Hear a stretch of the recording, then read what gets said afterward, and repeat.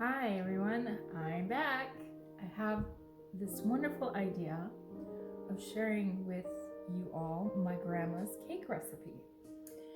And it's grandma block cake. For those of you who know her, or I should say knew her, she's been gone now for several years. But her cakes was just amazing. The way it was made is not necessarily unique, but grandma's cakes are always better. Anyway, so what I'm making today is a chocolate one, where she always did vanilla yellow cake. I'm doing a chocolate cake with almond extract instead of vanilla, because almond and chocolate go well together. So that's what I'm doing today. So some of the things that you're gonna need is a box cake. Yes, I'm going box. So for those of you that know me as doing something a little bit more healthy, this is definitely not a healthy cake, okay? There's no added oil, but it's not a healthy cake. It just tastes good. So we've got here a box of the Betty Crocker Devil Food chocolate and a box of instant pudding. We're also going to be using some almond extract. And the last ingredients are 4 eggs and some water. So, I mean, that's kind of it for the cake. The special part about it is because there's no oil in it, when I put it in the pan, I just got a pan because I'm going to take this to work tomorrow to share with the guys. You line it. Normally you're going to line it with paper bag. Yes, I said a paper brown bag. But they're really hard to come by nowadays. But still, if you have it, you want to line it, measure it, line it, and cut it out to fit inside your pan. I'm just going to use the parchment. That's all I got. I don't have any paper brown bags left. So we're going to go ahead and do that. I'm going to get it set up, and then I'm going to go ahead and do the ingredients and share with you. All right.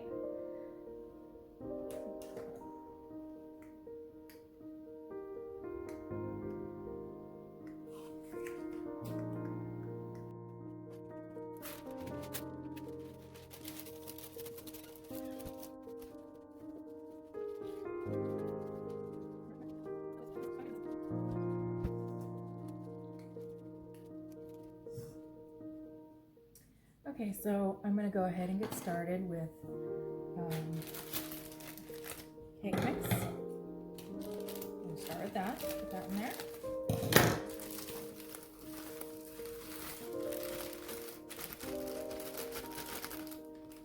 And then we're going to do the pudding.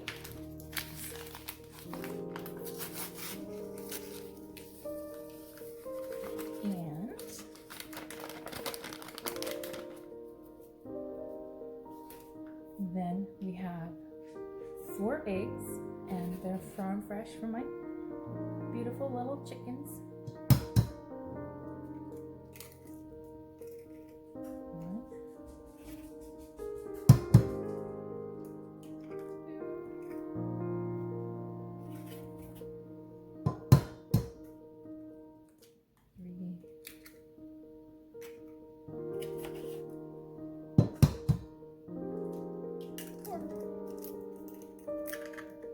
Eggs. It's a lot of eggs. But between the pudding and the eggs, it's going to be a super moist and fluffy cake is what's going to happen. So now I'm going to go ahead and put in, it's 1 1/4 cup of water. 1 1/4 cup. And it's just water. And then we have 1 teaspoon. It would have been probably a tablespoon. Yeah, 1 teaspoon of the almond extract. So go ahead.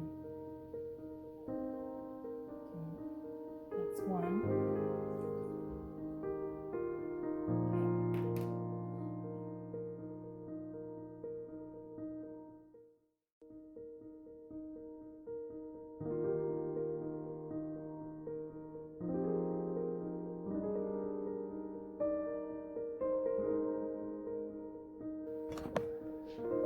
I guess I was recording and didn't even pay attention. I wanted you to see, this is the cake batter. It's a very thick, almost like pudding, because you're using the pudding mix, but it's it's a thick batter. It's not, it doesn't look like a whole lot, but once it's bakes, it's gonna just poof up. So anyway, so if you follow my aunt Jane's Junk, she's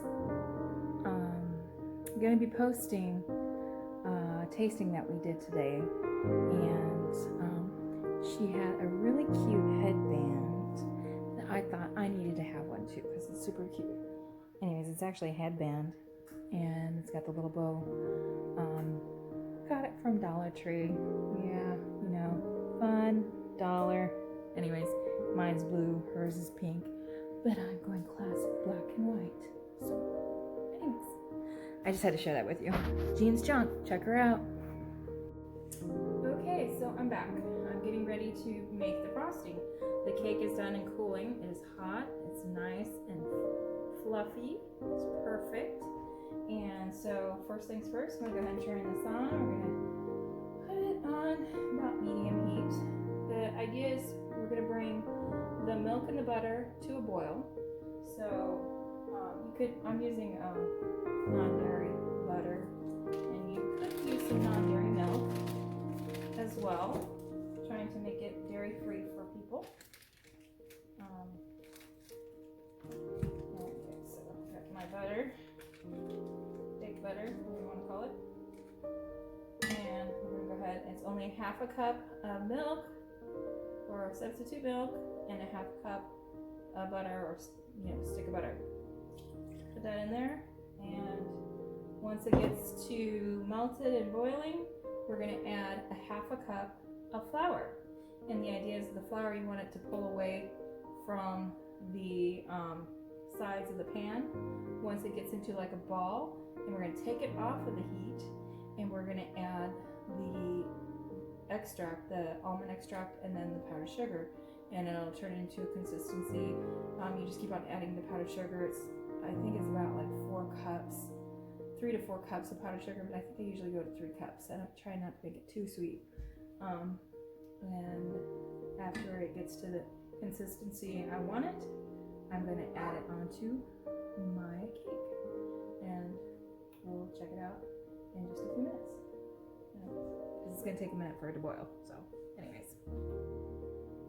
Okay, so now it's starting to boil. I got a nice little boil going, and I'm going to go ahead and slowly add the flour.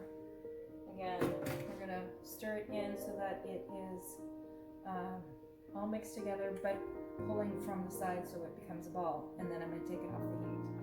So I'll just do a little bit at a time.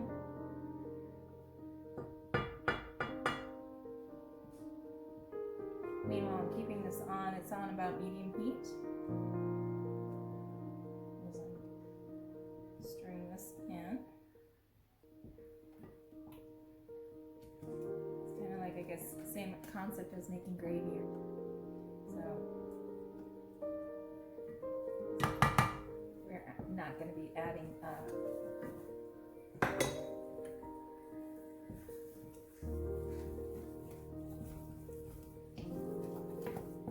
so it's pulling it kind of away. There's a mashed potato-y kind of look to it. It's perfect. I don't know if you can see it really in the black and white, but that's kind of what we're doing. Pulling it away. Perfect. And now I'm going to go ahead and keep it off of the heat. We'll shut this off. And I'm going to start adding some of the other stuff that I need to add. But first, I probably should put this on something so it doesn't wreck my countertop. And there, that'll work. Okay. All right, we got that nice. You can actually see it. Okay, so we're going to go ahead and add 1 teaspoon of the almond extract.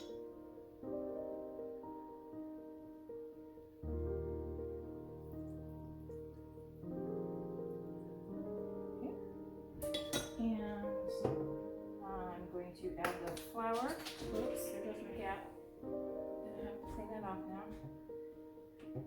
And I should have asked my husband if he wanted chocolate frosting or if he just wants the regular. So I think what I'll do is pause it for a moment, find out, and then I'll start making it. So he said yes, he would like to have chocolate. And so what I'm going to do is, I think I'm going to do like 3 tablespoons of the powdered cocoa powder. And we'll start with 2 tablespoons and see what the consistency is. This is a half a tablespoon, so I'm just doing 4 of them and I'm making a mess. That's awesome. Okay, and I'm going to go ahead and add my first cup of powdered sugar too as well. But I think what I'll do is I'll start with just a half a cup. And then I'll add some more because you want it to be smooth and not lumpy. So we'll go ahead and start slow. You gotta work that powdered sugar into the flour. It kind of melts it in, and then they'll also be able to tell how much more chocolate you might want to add. Because you want it to be a chocolate consistency that's smooth and yummy. So if you can see, it's kind of still lumping together.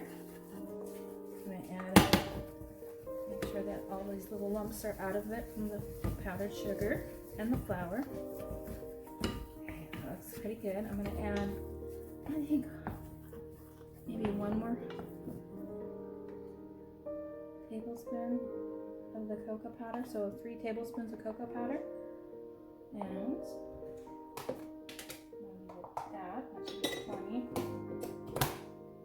I'll go ahead and do another half cup of powdered sugar. So I think I'm just going to stick with a half cup at a time. It's easier to stir and get it smooth consistency versus doing it all at one time and having a huge mess. And this is a nice pretty dark chocolate, so this will be fun. It doesn't look like it's going to be much right now because it's a small ball, but as I keep on adding the flour, or the powdered sugar rather, it's going to get bigger and bigger. So right now, again, it looks like a little lump.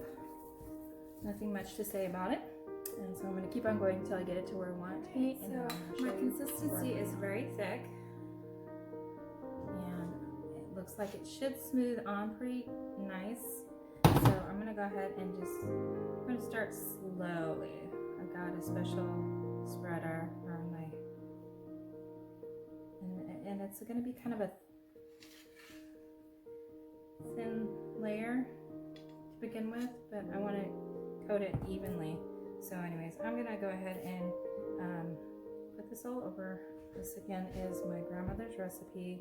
It's a flour-based frosting, and I did add the powder or the cocoa powder, so it's a little bit thickened it, I think, a little bit thicker than normal, but it's still working fine.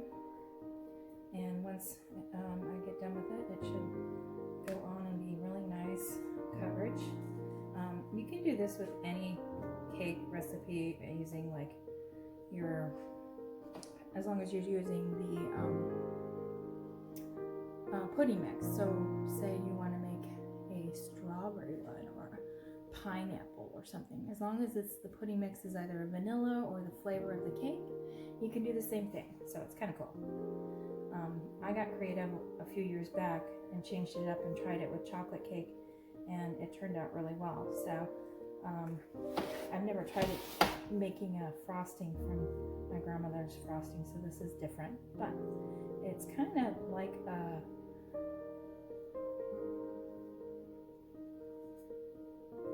fondant consistency, it looks like. A little bit like a fondant. Anyway, so but that's fine. It's gonna be really good once everything's said and done, and I'll make my husband do a taste test. So, all right, and I put it on a little color so you can see I'm wearing orange, and this is chocolate. But thanks for watching, and